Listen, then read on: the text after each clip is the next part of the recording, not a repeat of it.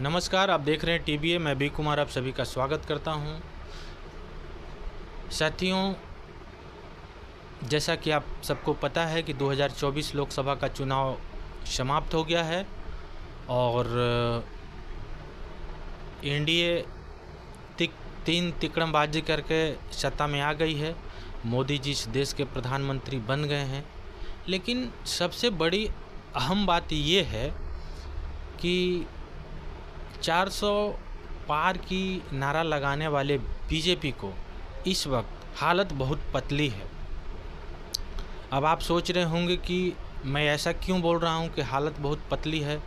तो दरअसल बात ये है कि 400 पार का नारा लगाने वाले लोगों को जनता ने सिरे से नकार दिया है और 240 पे आकर के उलझा दिया है।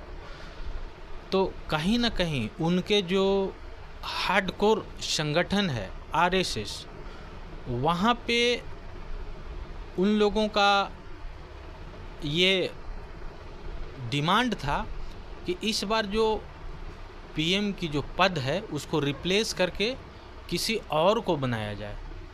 तो आनन फानन में क्या हुआ कि मोदी जी या बीजेपी के जो बड़े वरिष्ठ नेता हैं उन लोगों ने पार्टी में जैसे बीजेपी का बैठक न करते हुए डायरेक्ट एनडीए का बैठक करके और संसदीय दल का नेता मोदी जी को चुन लिया गया, जबकि ये गलत है। पहले आप अपने पार्टी के लोगों के साथ बैठते, उन लोगों का क्या ओपिनियन है या मान के चलिए वहाँ क्या किस टाइप का मुद्दा उठता है नहीं उठता है। हो सकता है कि वहाँ पे रिप्लेस की बातें होती तो किया भी जा सकता था, लेकिन इन सब चीज़ों को भाप लिया मोदी जी ने, अमित शाह जी ने और नड्डा जी ने। हालांकि नड्डा जी चुनाव के दरमियान ही कह दिया था कि आरएसएस से हमें कोई मतलब नहीं है।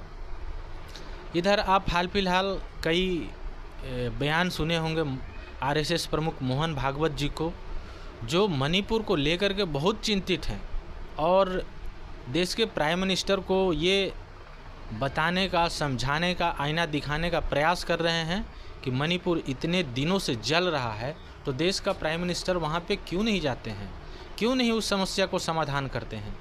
लेकिन मोदी जी तो खैर आप जानते ही हैं कि 10 साल का कार्यकाल इनका कैसा रहा।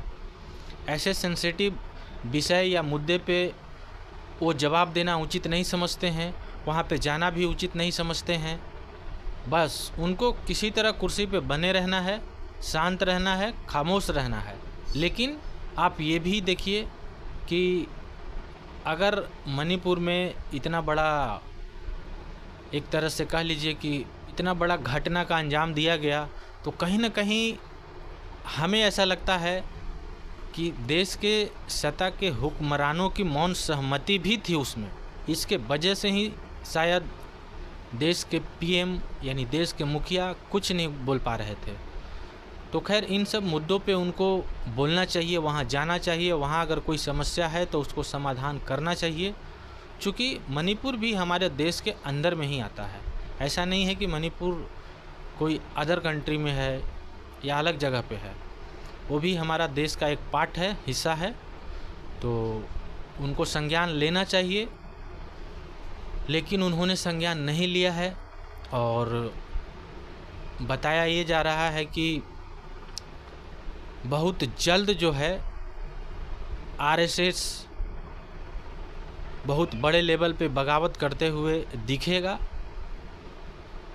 हालांकि अभी मीडिया में ये पूरी तरह से खबर नहीं आ पाई है कि आरएसएस खुल के विरोध करना शुरू कर दिया, लेकिन सिर्फ एक बयान आया है आरएसएस प्रमुख मोहन भागवत जी का, जिसमें वो साफ स्पष्ट कहते हुए देखे जा रहे हैं कि मणिपुर इतने दिनों से जल रहा है, अभी तक देश का मुखिया वहाँ पे संज्ञान लेने नहीं गया, इस पे कोई एक्शन नहीं लिया, जबकि लेना चाहिए। खैर मणिपुर के वाक़या से आप सब तो वाकिफ़ होंगे ही। इतना ही कहूँगा कि देश का मुखिया होने के नाते माननीय प्रधानमंत्री नरेंद्र मोदी जी को मणिपुर का दौरा करना चाहिए, वहाँ के लोगों से मिलना जुलना चाहिए और उनका फीडबैक लेना चाहिए। बाकी आपको वीडियो कैसा लगा लाइक कीजिए, शेयर कीजिए, चैनल से नए जुड़े हैं तो सब्सक्राइब कीजिए। धन्यवाद।